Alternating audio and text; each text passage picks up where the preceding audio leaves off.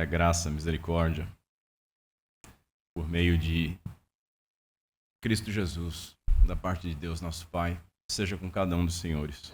Amém.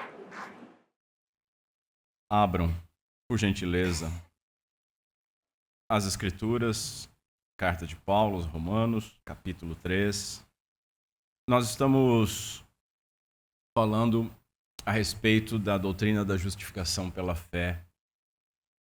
E sabemos que a justificação é pela graça, mediante a fé em Cristo. Mas aí fica uma pergunta. Como que as pessoas eram salvas no Antigo Testamento se o nosso Senhor Jesus Cristo ainda não tinha vindo? O salário do pecado é a morte, Paulo vai falar no capítulo 6. Então, como que pode Deus ter convivido com o pecado da humanidade, já que ele é justo? Como que nós somos justificados hoje? Como que ele pode justificar o pecador, mantendo-se justo, sendo que a própria palavra de Deus condena aquele que justifica o injusto? Na última oportunidade, nós aprendemos que somos justificados pelo derramamento do sangue de Cristo.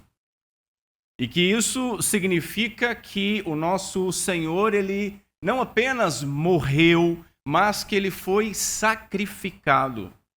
E aprendemos a importância da simbologia da morte sacrificial de Cristo, para podermos entender o que Deus estava realizando através dele. Nós vimos que o Novo Testamento é o cumprimento do Antigo Testamento. E, portanto, nós somente iremos entender por que Jesus é chamado de o Cordeiro de Deus, ou o porquê que ele derramou o seu sangue em nosso favor, se nós entendermos que a sua obra na cruz era o cumprimento das promessas, das profecias do Pacto da Graça, assim como o cumprimento de todo o cerimonial levítico-mosaico, que eram sombras, eram tipos da morte de Cristo, apontando e ensinando o povo sobre isso. Por fim, nós vimos que somos justificados por graça mediante a fé, que tem Cristo como objeto. A fé é um instrumento para nos apropriarmos da justificação. Avancemos um pouco mais nesses versos.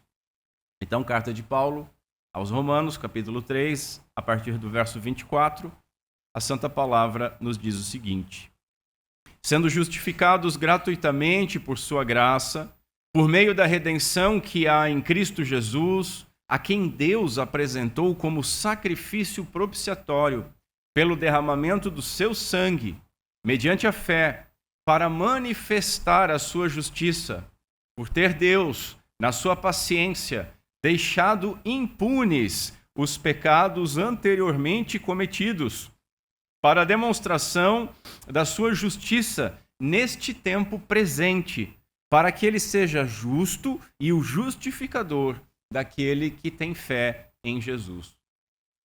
Vamos orar mais uma vez. Senhor Deus, nós estamos diante de uma das partes mais importantes da tua palavra, se é que podemos dizer assim. E a tua palavra diz que tu demonstrou, Senhor, a tua justiça na obra de Cristo. E a minha oração é que esta manhã, por meio do teu Santo Espírito, demonstre para nós essa graça. Tu demonstre para nós a importância da cruz. Tu demonstre para nós o que estava sendo realizado e o quanto que custou para ser realizado. para que nós sejamos fortalecidos e aumente a nossa confiança e segurança em Ti, a nossa gratidão e reverência e temor. Ajuda-nos, Senhor. Nós dependemos de Ti. Nós pedimos e Te agradecemos em nome de Cristo Jesus. Amém. Muito bem, meus irmãos. Hoje nós veremos que Deus apresentou o Cristo para manifestar a sua justiça. Nós veremos que Deus, em sua paciência, deixou impunes os pecados anteriormente cometidos, e vamos ver o que significa isso. O que significa deixar impune, ou em algumas versões, remissão. Por fim, nós veremos que na cruz, Deus demonstrou publicamente a sua justiça, de tal maneira que ele revelou-se justo e pôde continuar justo, mesmo quando justifica o pecador que crê. Veja, não há confusão em Deus. A sua bondade jamais pode ser posta contra a sua justiça ou a sua santidade. Nós não podemos opor os atributos de Deus uns com os outros. Eles estão sempre em harmonia. Veremos que para justificar gratuitamente pecadores, Jesus Cristo pagou um preço altíssimo. E eu espero que o Espírito Santo deixe isso muito registrado em nossos corações nesta manhã. Então vejamos em primeiro lugar a cruz de Cristo. Deus apresentou Cristo crucificado. A morte do nosso Senhor Jesus Cristo, meus irmãos, ela é muito mal interpretada pelos cristãos. E eu poderia ficar aqui até amanhã falando de vários exemplos de quão mal interpretada a morte de Cristo é. Mas eu vou me ater a alguns poucos exemplos que têm mais proximidade com a mensagem. Muitos, por exemplo, pensam em Cristo como uma pobre vítima do sistema. Pintam a cruz com um sentimentalismo, dizendo que Jesus Cristo era bom demais para este mundo e por isso ele foi morto por homens cruéis. Essas são ideias deformadas da cruz. Deformadas. Muitos se emocionam e sentimentalizam as imagens da crucificação. Principalmente os católicos com suas imagens. Eles sentimentalizam aquilo. Muita dor. Só que muitos crentes olham para a cruz também como uma derrota. Olham para a cruz como algo triste. E isso, meus irmãos, é errado. E eu provo que é errado. Quem lutou para que Cristo não fosse crucificado foi Satanás. Desde a promessa lá no Éden, até a oposição ao seu nascimento em Belém, e depois toda a caminhada de Cristo até culminando na cruz, no Gólgota, Satanás tentou eliminar qualquer possibilidade do nosso Senhor Jesus Cristo nascer e depois de nascido, morrer. Foi ele que negociou os reinos deste mundo sem precisar da cruz. Foi ele que instigou o grande apóstolo Pedro a dizer: não seja assim, Senhor. Por que tudo isso? Porque ele sabia que o Cordeiro de Deus viria para este mundo para morrer. E morrendo para tirar o pecado do mundo. Na caminhada ao Calvário, narrada lá em Lucas, capítulo 23, nós lemos o seguinte: uma grande multidão de povo seguia Jesus Cristo e também mulheres que batiam no peito e lamentavam. Imagine a cena. Jesus completamente desfigurado, nu, carregando a cruz, sangrando. Estava há pouco tempo entre o povo, curando, pregando. E as mulheres mais emotivas, vendo aquilo tudo, ainda que não entendessem, era uma cena triste e lamentavam e choravam. Porém, Jesus, diz o texto, porém Jesus, voltando-se para elas, disse: Filhas de Jerusalém, não chorem por mim. Chorem antes por vocês mesmas e por seus filhos. Irmãos, nós não podemos perder a glória da cruz. A morte de Cristo não foi um acidente. A morte de Cristo não foi uma fatalidade. Foi Deus, o Pai, quem apresentou o Filho, diz no verso 25. O nosso conceito da cruz não deve ser de tristeza, mas deve ser de alegria. Porque na cruz, Deus revelou que é fiel, que cumpre as suas promessas, que cumpre as suas ameaças, cumprindo a sua palavra pactual de salvar o seu povo. Sim, podemos ficar tristes porque o justo sofreu no lugar dos injustos. Podemos ficar tristes porque éramos nós que deveríamos estar lá. Podemos ficar tristes porque Cristo foi punido pelo nosso pecado. Mas não devemos ficar tristes por Ele, tratando a cruz como uma derrota de um pobre coitado que nada podia fazer. Cristo venceu na cruz, meus irmãos. Cristo venceu na cruz. Na cruz ele bradou: está consumado. Na cruz, como diz o puritano John Owen, Cristo matou o poder da morte com a sua própria morte. Quando Cristo morre, ele mata o poder da morte. E qual era o poder da morte? O pecado. Em segundo lugar, a cruz manifesta a justiça de Deus. Deus apresentou Cristo como propiciação para manifestar a sua justiça, verso 25, para demonstração da sua justiça, verso 26. Isso significa que Deus, ele manifestou a sua justiça no Calvário.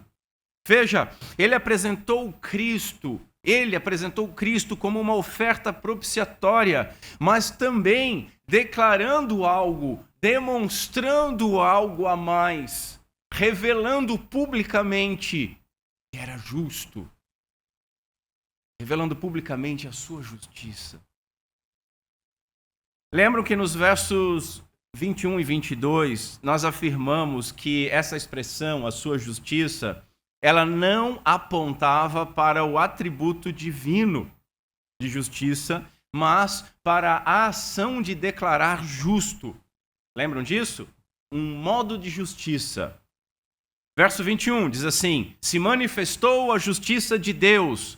O que significa aqui? Se manifestou o modo de Deus declarar homens justos. A mesma coisa no verso 22. A justiça de Deus mediante a fé em Jesus Cristo. O que significa? O modo de Deus declarar homens justos, porque creram em Jesus Cristo. Mas aqui, esse não é o significado. Paulo, agora, ele está falando que Deus fez alguma coisa por meio do qual ele declarou a sua justiça publicamente. Ele não está falando aqui de algo que o Senhor nos atribui, apontando para a justificação. Mas ele está falando sobre um atributo divino que foi demonstrado a sua justiça, o caráter justo, moral, puro e santo de Deus. Ele agora manifestou a sua justiça, verso 25, para a demonstração da sua justiça, para que ele seja justo, verso 26. O termo demonstração aponta para uma revelação pública realizada na cruz, manifestando que a redenção do homem e a propiciação da ira divina, essas duas coisas que tornam possíveis a justificação, elas demonstravam a justiça e a retidão de Deus. Estão conseguindo acompanhar? Tal demonstração tinha o alvo de revelar Deus como justo e o justificador daquele que tem fé em Jesus Cristo. Então vejamos a paciência de Deus. Nós encontramos a expressão deixado impunes. A ARA, a Almeida Revista Atualizada, a Nova Almeida Atualizada, a Nova Versão Internacional, traduz como deixado impunes. Mas, em duas versões muito caras ao Brasil, caras, né, de queridas, de apreciadas, que é a Almeida Corrigida e Fiel e a Almeida Revista e Corrigida, foi traduzido como remissão. Não deixado impunes, mas remissão. Irmãos, remissão não é uma boa tradução. Esse termo, remissão, ele foi utilizado muitas vezes no Novo Testamento. Como, por exemplo, só para dar Efésios, capítulo 1, no verso 7, onde nós lemos o seguinte: em quem temos a redenção pelo seu sangue, a remissão das ofensas, segundo as riquezas da sua graça. Remissão, está lá, é uma palavra bíblica e é usada muitas vezes. Contudo, o termo grego que nós estamos vendo aqui ocorre em todo o Novo Testamento somente aqui. É usado somente essa vez. E não significa, de modo algum, remissão. Remissão, o que significa remissão? O ato de remir. Remissão é perdoar. Os pecados que anteriormente haviam sido deixados impunes ou perdoados. O que Paulo está falando? Remissão significa perdoar, mas o termo que nós estamos vendo, ele deveria ser traduzido como preterir. Preterir. Preterição significa deixar de promover ou de escolher alguém. Significa ação ou efeito de deixar de lado, desprezar, omitir. Trata-se de uma palavra que era utilizada no direito romano para se referir a alguém que, quando fazia um testamento, tinha deixado alguém fora dele. Um pai tem 3 filhos e deixou um dos filhos fora do testamento. O que esse pai fez? Ele preteriu aquele filho. Essa pessoa foi preterida, deixada de fora. Essa é a palavra que Paulo está usando. Passar por alto, deixar de lado, sendo muito bem traduzida como deixar impunes. Deixar impunes. Veja, entre remir, perdoar, e preterir, deixar impune ou não punir, há uma enorme diferença. Ainda que em ambas a punição não chegue a quem merecia ser punido, mas há um abismo entre essas coisas. Não punir um culpado não significa perdoá-lo. Paulo, meus irmãos, não estava falando aqui da remissão dos pecados, mas ele estava falando da suspensão da punição. Suspensão da punição. Pecados que foram perdoados. Guardem isso. Mas a suspensão da punição. Ainda que houvesse uma revelação da ira de Deus desde os céus, desde o Éden, sobre toda a impiedade e injustiça de todos os homens, essa revelação da ira de Deus não era proporcional ao pecado cometido. Deus segurou a mão. A justiça divina exige que cada pecador seja punido. E Deus teria sido completamente justo se ele destruísse Adão e Eva. Se ele destruísse a mim e a todos vocês. Se ele destruísse todos os homens após nós termos pecado. Ninguém poderia dizer que ele era injusto. Porém, de maneira surpreendente, por bondade e tolerância, paciência, como Paulo diz, Deus deixou impunes. Deus suspendeu o seu julgamento por certo tempo. Portanto, meus irmãos, nós devemos preferir ler esse texto como deixar impunes os pecados, em vez de pela remissão dos pecados. E os irmãos vão entender o porquê disso.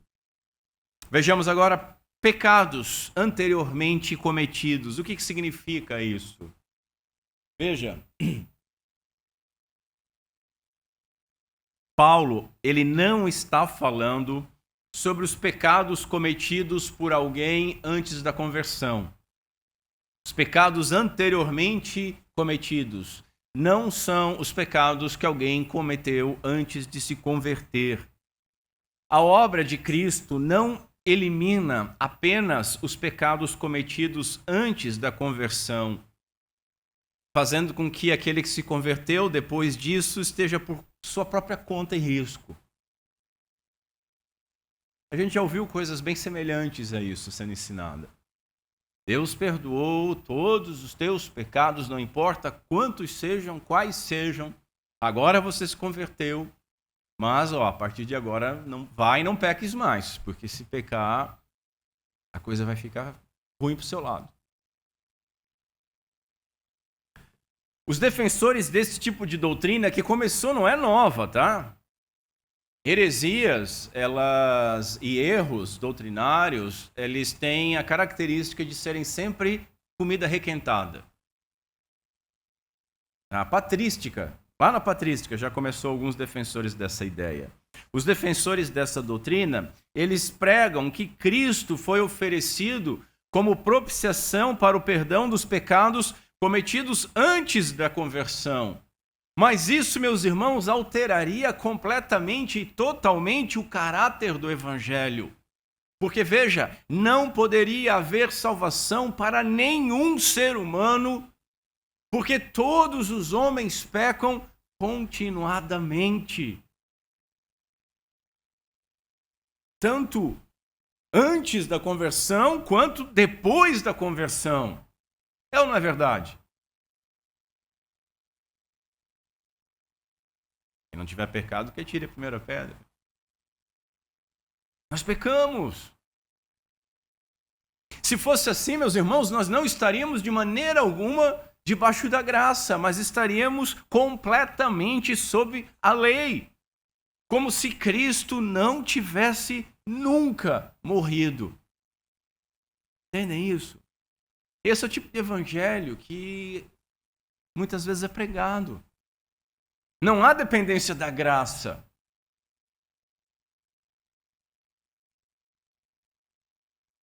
Pecados passados não é uma boa tradução. Porque, e existem algumas traduções assim, porque pode parecer, novamente, que Deus deixou impunes os pecados passados de toda e qualquer pessoa. Né? Você lê ali, os pecados passados, se você é pecador, você já abraça o texto, está falando de mim. Os meus pecados passados, os pecados passados de vocês, mas veja, não é isso que Paulo está dizendo, isso é muito importante. Pecados anteriormente cometidos é uma tradução melhor porque aponta para aquilo que Paulo de fato está falando. E o que ele está falando, pastor? Paulo estava se referindo a um período definido de tempo. Houve aquele tempo e depois este tempo. Então ele está falando para manifestar a sua justiça por ter Deus, na sua paciência, deixado impunes os pecados anteriormente cometidos neste tempo, para a demonstração da sua justiça neste tempo presente, um tempo e outro tempo. Aqui demonstrando paciência e deixando impunes, e aqui demonstrando a sua justiça. Portanto, pecados anteriormente cometidos refere-se aos pecados cometidos antes da vinda de Cristo, na antiga aliança. Não são os nossos pecados. Não estou dizendo que os nossos pecados não estão contidos na cruz. Eu estou dizendo o que Paulo está falando. Só que aí surge um problema. Deus odeia o pecado.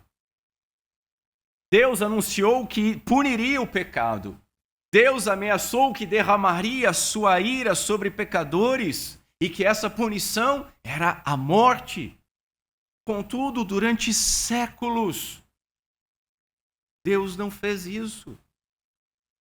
Durante séculos, ele não derramou a sua ira sobre os pecados. Como que ele pôde deixar impune o pecado sem contrariar a sua justiça? Não levar em conta o mal praticado, diz um comentarista, é um ato de tanta injustiça da parte de um juiz como o ato de condenar um inocente. E o justo juiz de toda a terra não faria o que é reto, conforme Gênesis 18? Irmãos, desde tempos antigos, essa situação atribulava os fiéis, enquanto tornava os ímpios mais e mais despreocupados. Esse é um pensamento incomum nos nossos dias. Porque qual é a pergunta que se faz hoje? Como que Deus pode permitir tanta desgraça? Como que Deus deixa isso acontecer? Essa é a pergunta. É uma pergunta de vitimismo, é uma pergunta como se Deus fosse injusto com as mazelas que acontecem no mundo realizadas por homens pecadores. Ele deixou impunes os pecados. O texto, a questão é como Deus pôde tolerar isso. É diferente, não é? Como que ele pode deixar isso acontecer? Não, é como que ele não destruiu tudo. O que houve? O que está acontecendo? Ele deixou impunes os pecados cometidos naquele tempo por ter Deus na sua paciência. Paciência. Deus demonstrou paciência. Paciência ou tolerância é quando alguém se contém. Deus se conteve. Deus, em sua paciência, sua tolerância autorrestritiva, ele se conteve deixando impunes os pecados cometidos anteriormente. Veja, as eras antes a Cristo, as eras anteriores a Cristo, foram um período de tolerância de Deus, de paciência de Deus. O melhor comentário sobre esse texto é a linguagem do próprio apóstolo Paulo, registrado lá numa pregação em Atos capítulo 17, onde Paulo diz assim: Deus não levou em conta os tempos de ignorância, mas agora ele ordena a todas as pessoas em todos os lugares que se arrependam. Foi devido à paciência de Deus, meus irmãos, que ele passou por cima dos pecados do seu povo antes da morte de Cristo, sendo que até esse tempo a sua lei não tinha sido honrada, a sua justiça não havia recebido plena satisfação. Deus foi paciente. Os sacrifícios da antiga aliança não podiam fazer nada com a consciência dos homens. Nós lemos isso na liturgia. Veja, Hebreus 9, a partir do verso 13, nós lemos assim: portanto, se o sangue de bodes e de touros e a cinza de uma novilha aspergida sobre os contaminados os santificavam quanto à purificação da carne. Muito mais o sangue de Cristo, que pelo Espírito Eterno a si mesmo se ofereceu sem máculas a Deus. Ele purificará a nossa consciência das obras mortas para servirmos ao Deus vivo. Um pouquinho antes, o autor de Hebreus escreveu assim: isso é uma ilustração, isso é uma alegoria para os nossos dias, indicando que as ofertas e sacrifícios oferecidos não podiam dar ao adorador uma consciência perfeitamente limpa. Eram apenas prescrições que tratavam de comida e de bebida e de várias cerimônias de purificação com água. Essas ordenanças exteriores foram impostas até o tempo da nova ordem, ou reforma, ou correção, pode ser traduzido de todas essas formas. Qual é essa nova ordem? Quando Cristo veio como sumo sacerdote dos benefícios agora presentes. Não havia, meus irmãos, sob a antiga aliança, nenhum sacrifício que realmente pudesse dar ao pecado o devido tratamento. Um animal sem defeito, sendo sacrificado, apontava para algo, mas não podia satisfazer a justiça. Era um ponto de fé. Tudo que aqueles sacrifícios faziam era apontar para Cristo, apontar para o futuro sacrifício. Cristo que viria e que realmente poderia reconciliar verdadeiramente o homem com Deus. Isso não significa que os crentes do Antigo Testamento não eram perdoados. Entendem isso? Porque eles eram perdoados. Vai dizer, o pastor falou que os crentes do Antigo Testamento não foram perdoados. Não, o pastor não falou isso. Paulo não falou isso. Ninguém que falou isso. Eles eram perdoados. Mas por que eles eram perdoados? É isso que nós estamos tratando. Eles não foram perdoados por causa dos sacrifícios oferecidos naquele tempo. Eles não foram perdoados pelo sangue dos animais sacrificados naquela época. Eles foram perdoados porque eles olhavam para Cristo pela fé, com a revelação progressiva que tinham, que estava disponível a eles. Que para nós é uma responsabilidade gigantesca, porque eles não tinham o que nós temos. Eles olhavam para Cristo pela fé, eles criam na palavra de Deus, na promessa que Ele providenciaria um sacrifício perfeito, que aquilo era algo passageiro, que aquilo era uma representação de algo maior. Foi a fé em Cristo que salvou aqueles crentes naquela época. Da mesma forma como é a fé em Cristo que salva nós, pecadores, hoje. Deus levava em consideração a cruz desde o início, porque não é possível que o sangue de touros e de bodes tire o pecado. Hebreus capítulo 10. Por isso mesmo, continuando em Hebreus 9, por isso mesmo, Cristo é o mediador da nova aliança, a fim de que os que foram chamados recebam a promessa de herança eterna, visto que houve uma morte para a remissão das transgressões que foram cometidas sob a primeira aliança. Olha como o autor de Hebreus está linkando o texto. Ele está dizendo, olha, os pecados deixados impunes anteriormente, eles receberam um devido tratamento em Cristo. A propiciação pelo derramamento do sangue de Cristo, meus irmãos, não tornou Deus gracioso. porque foi a graça e a misericórdia e o amor de Deus, a sua glória, que a propuseram. Aqueles que estão sob a ira de Deus também estão sob sua paciência, como nós vimos no capítulo 2 de Romanos.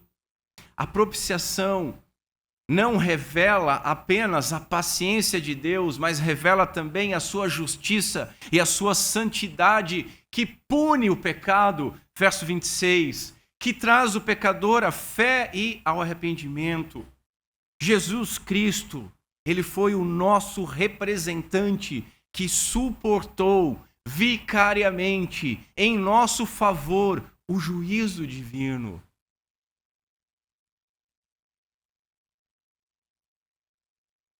Vejamos assim, então, a justiça de Deus. Demonstração da sua justiça. O que isso significa?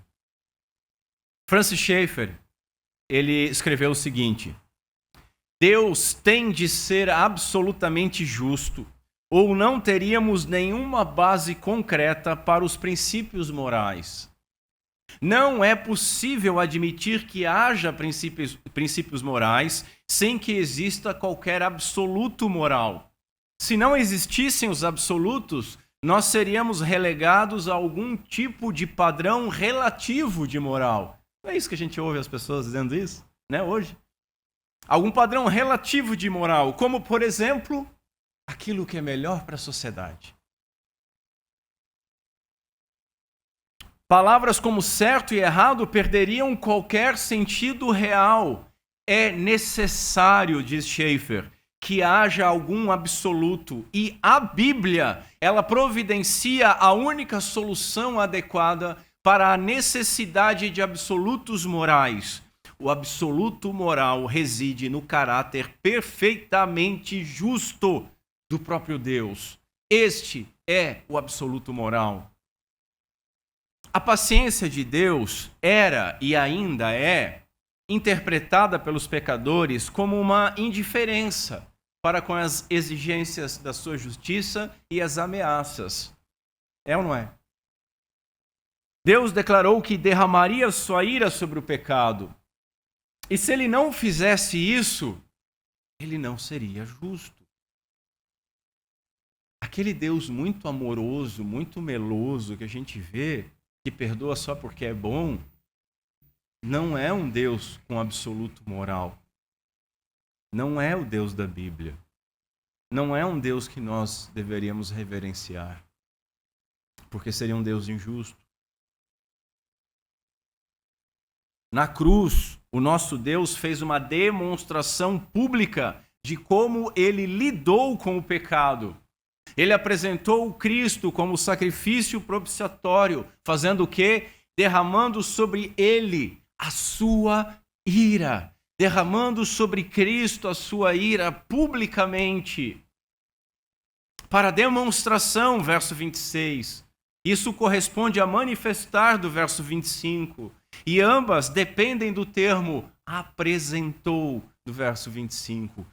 Deus Pai apresentou o Filho do seu amor para demonstração e para manifestar.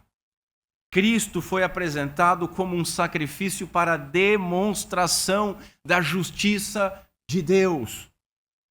Deus demonstrou em Cristo como ele odeia o pecado, derramando a sua ira sobre o pecado, sobre o seu filho amado. A ira de Deus que nós merecíamos, que era nossa, que é sobre os nossos pecados.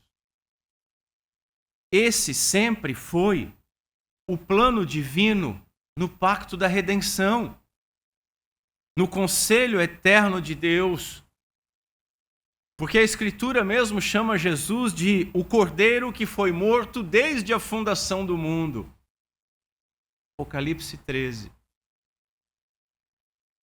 Foi porque Deus sabia que ia fazer isso, é que ele pôde, então, passar por alto deixar impunes os pecados cometidos durante todos aqueles séculos passados. Porque Deus sabia o que ele ia fazer. Os pecadores que foram salvos antes da cruz foram salvos pela fé na obra redentora de Deus. Deus havia marcado um dia quando Cristo expiaria totalmente os pecados do seu povo, de modo que ele pôde salvar as pessoas antes da cruz, com base nisso. O período do Antigo Testamento foi um período de tolerância divina.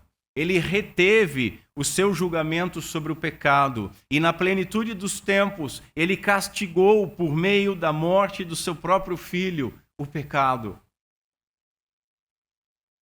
Quando Cristo tomou sobre si o pecado, Deus lançou sobre ele toda a sua fúria santa, justa, terrível, sobre o filho do seu amor. Paulo vai dizer, Deus não o poupou. Deus não o poupou.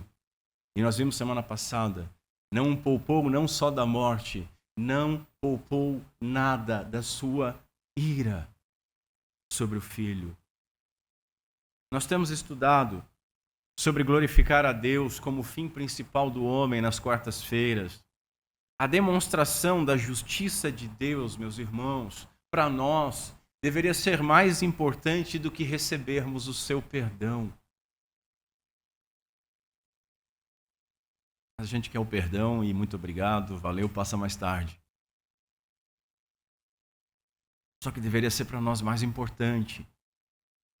Seria mais importante a honra de Deus ser revelada do que nós sermos salvos. Na cruz, os pecados do passado, os pecados do presente, os pecados do futuro foram tratados de uma vez por todas. Está consumado. A cruz é o meio pelo qual Deus torna possível o perdão. Esse é o grande ponto. Deus não perdoa porque ele é bonzinho. Deus perdoa porque Cristo morreu na cruz. Lloyd Jones diz que o perdão não é coisa fácil para Deus. E ele diz, digo isso com reverência, porque Deus não é somente amor. Ele é tanto amor como retidão e justiça. Irmãos, nós não podemos colocar atributos de Deus um contra os outros. A cruz não revela que Deus meramente nos perdoa porque é amoroso. A cruz revela o único meio de tornar possível o perdão de Deus. A cruz, então, é também a justificação de Deus, a justificação do caráter de Deus. A cruz não somente mostra o amor de Deus, porque ela mostra. A cruz não somente mostra o amor de Deus mais gloriosamente do que qualquer outra coisa, mas também mostra a sua retidão, a sua justiça, a sua santidade e toda a glória dos seus atributos eternos. Todos eles refulgem na cruz. E o Lloyd Jones diz que se vocês não veem todos eles, vocês ainda não viram a cruz. E eu temo que a nossa visão de cruz seja muito tímida, muito limitada, muito deformada. Precisamos reformar isso. Se Deus apenas nos perdoasse, meus irmãos, que é o que a maioria das pessoas deseja e muitos pregam, se Deus apenas nos perdoasse, nós poderíamos questionar se ainda deveríamos confiar na Bíblia. Nós deveríamos questionar se Deus é justo. Porque ele afirma que odeia o pecado, que puniria o pecado com a morte, e aí ele diz que perdoou. Entendem isso, igreja? Deus não seria justo.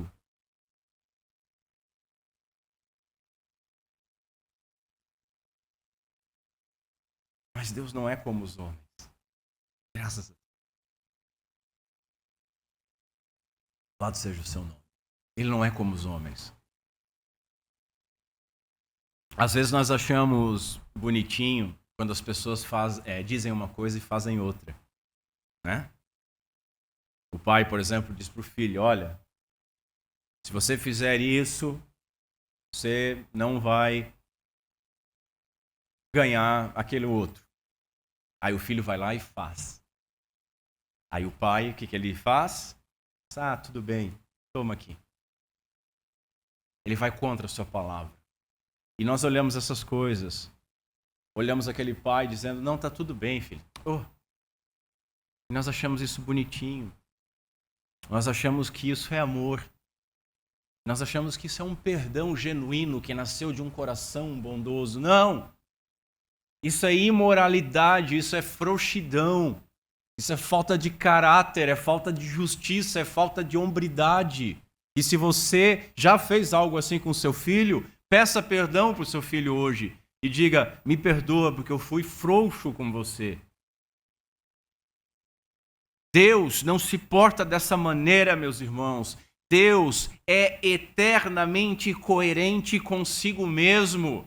Não há sombra de mudança ou confusão em Deus. Deus fez aquilo que disse que faria. Eu vou punir o pecado, e ele puniu.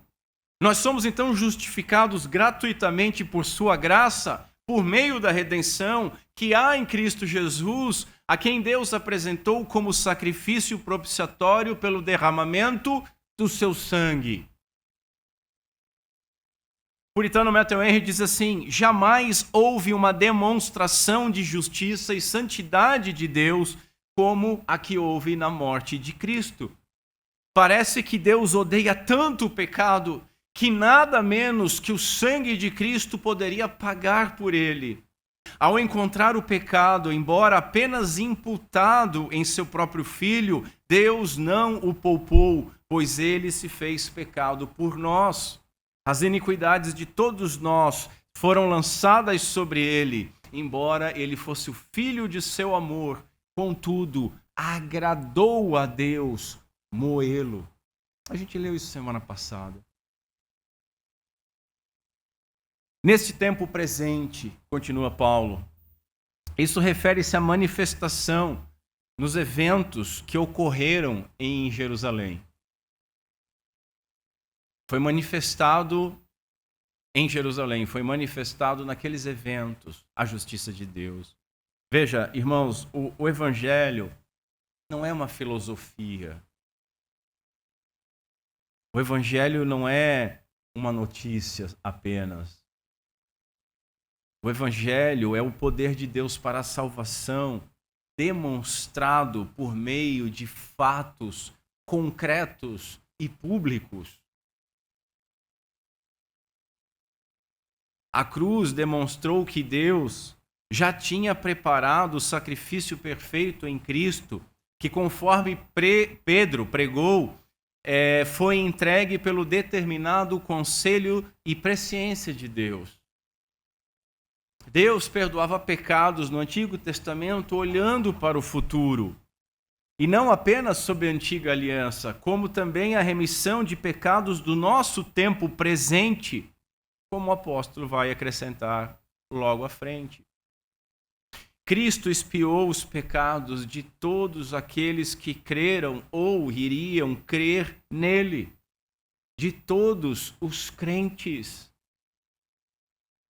Cristo é a propiciação pelos nossos pecados, e não somente pelos nossos, diz João, mas também pelos do mundo inteiro.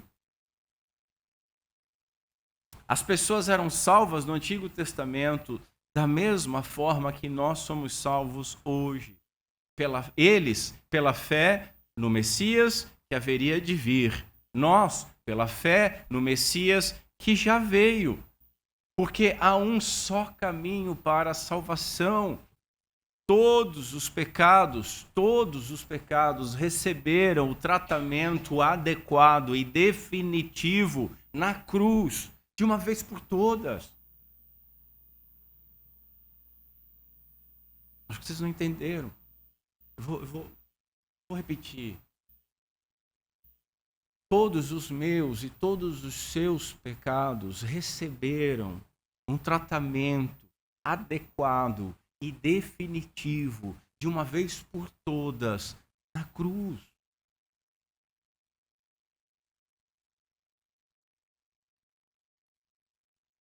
Inclusive os pecados que estão sendo perdoados hoje, aqui. Inclusive todos os pecados que ainda serão cometidos por nós. Eles já foram punidos. Cristo satisfez todas as exigências da lei sobre todos os eleitos de Deus de todos os tempos. Isso é um motivo de grande alegria. Deus lançou todos os nossos pecados, e agora entenda todos, não é só antes da conversão, não é o que eu pedi perdão na oração de contrição, não é só aquele que eu vou pedir perdão agora antes da ceia, mas o pecado que eu e você vamos cometer também amanhã, todos esses pecados foram perdoados, todos esses pecados foram lançados sobre Cristo. Os pecados que nós ainda não cometemos já foram punidos. Deus deixou impunes os pecados anteriormente cometidos. Por quê? Porque sabia o que faria por meio de Cristo. De Adão a Cristo, Deus salvou aqueles que criam no Senhor com base no que eles haviam de revelação concedida. Mas como? Lhes imputando o valor da obra de Cristo. Os crentes do Antigo Testamento foram salvos, meus irmãos, literalmente a crédito. A crédito. Deus perdoou aqueles homens, aquelas mulheres a crédito. E a fatura era enorme. E essa fatura veio na cruz do Calvário. Com base num preço que ainda seria pago. Veja, a paciência de Deus é apenas a suspensão, não a revogação da punição. O vencimento da dívida foi só adiado. Eles eram salvos pelo crédito futuro que seria pago na obra de Cristo. Nós estamos no outro lado dessa operação. Nós somos salvos pelo saldo suficiente da satisfação que Cristo realizou. Nós somos no débito. Você chega no mercado, crédito ou débito? Você sempre vai lembrar, eu fui salvo no débito. Pelo crédito de Cristo. Pelo mérito de Cristo. Pela morte de Cristo. A morte de Cristo demonstra, meus irmãos, que Deus não deixou nenhum pecado impune. O irmão entende isso, a irmã entende isso. Deus perdoa pecados, Deus é rico em perdoar, a gente fala isso, tá? Mas como é que Deus lida com o pecado? A morte de Cristo na cruz demonstrou publicamente que Deus não deixou nenhum pecado impune. Todo pecado perdoado, na realidade, ele foi cobrado e foi pago por Cristo. Sem derramamento de sangue não há remissão de pecados, Hebreus 9. Para quê? Para que ele seja justo, justificador. Um teólogo nos ensina que o verso 26, ele não está assinalando duas finalidades diferentes, tipo, para que ele fosse justo em si mesmo e para que fosse o justificador. Mas uma só finalidade, a saber, para que Deus fosse justo no próprio ato de justificar. Ou seja, para que ele justificasse justamente. Justificasse de maneira justa, não passando para lá, né? Deixa para lá. Não, sendo justo em dizer que estava justificando alguém, porque a dívida foi paga, sem comprometer a sua própria justiça. Ele é justo mesmo quando é justificador, a fim de que Deus seja justo e ainda assim o justificador. Uma outra tradução. O fato, meus irmãos, é que Deus demonstrou publicamente que ele é justo e que é aquele que justifica e que é aquele que permanece justo enquanto justifica. E ele pôde fazer isso sem se desviar da sua santidade, porque puniu Cristo no nosso lugar. Cristo assumiu e pagou toda a nossa dívida, toda a dívida atribuída a todos os nossos pecados. Deus derramou a sua ira sobre ele. Isaías, e ele levou sobre si o nosso castigo, e pelas suas pisaduras fomos sarados. Se Deus tivesse apenas perdoado o nosso pecado, ele teria sido injusto e violado a sua própria lei. Schaeffer diz que o amor de Deus é visto, presta atenção nisso, o amor de Deus é visto não no perdão do pecado, pois em certo sentido, nenhum pecado poderá jamais ser perdoado. Do contrário, nós deixaríamos de estar vivendo em um universo moral. O amor de Deus é visto, porém, no fato de ele ter enviado o seu único filho, Jesus Cristo, para pagar o preço, para oferecer cobertura para todos os nossos pecados.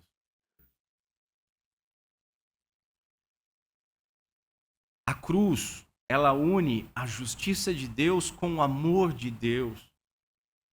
A justiça de Deus e o amor de Deus unidos na justificação do pecador, demonstrando Deus como justo justificador. Cristo absorveu o juízo do Pai e ele comunica aos homens a graça perdoadora. A natureza graciosa desta justificação, ela não é afetada, tendo a sua base a justiça perfeita.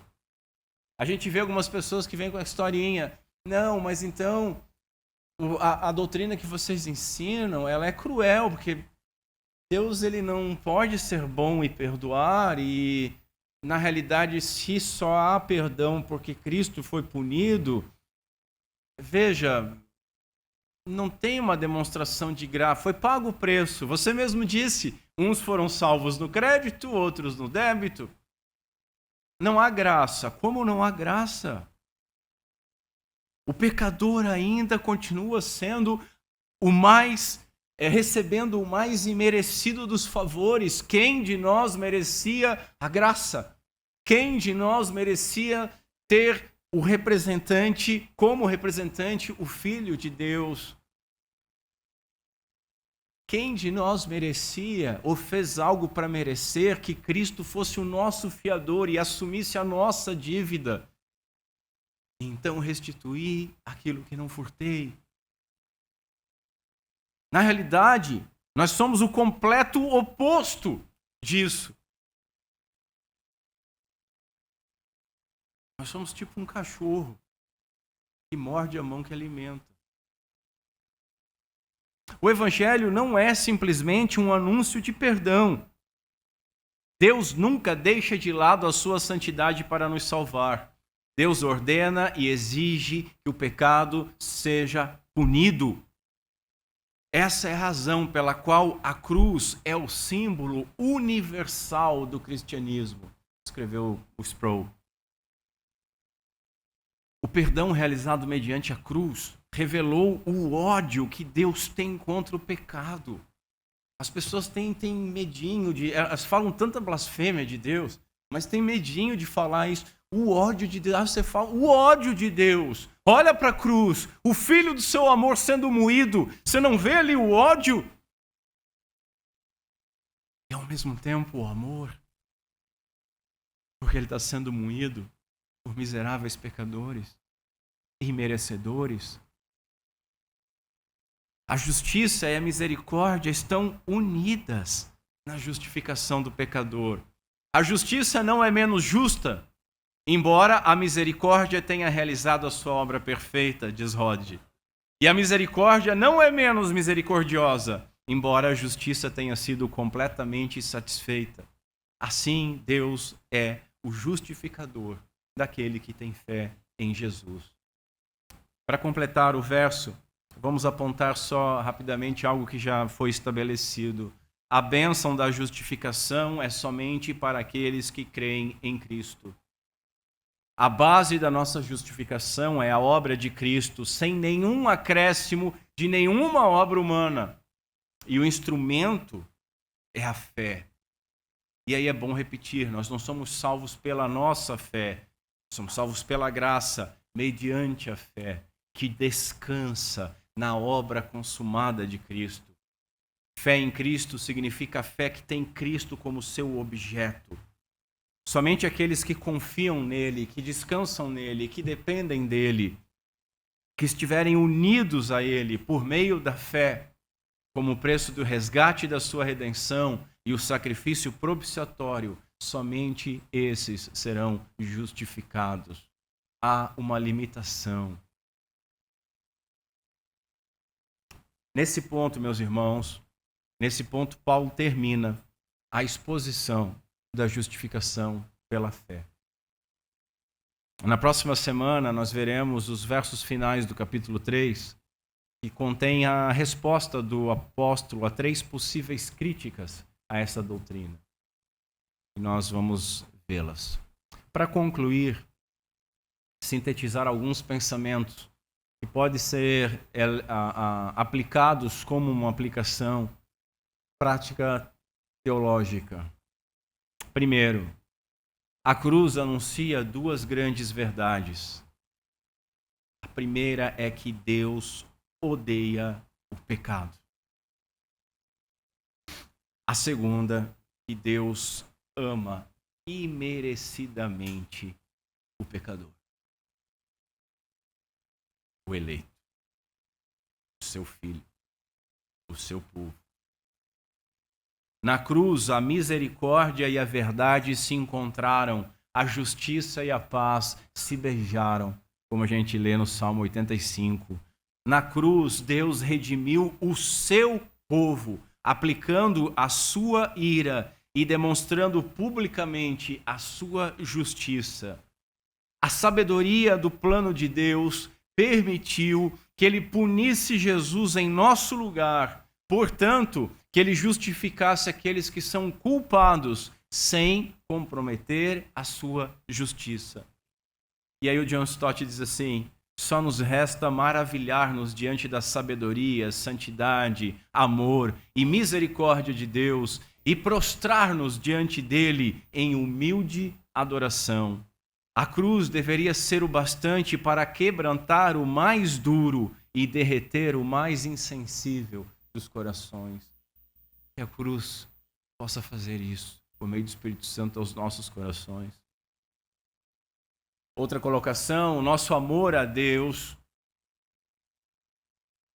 e ao Senhor Jesus Cristo, eles são estimulados, assim como a nossa gratidão, reverência, dependência.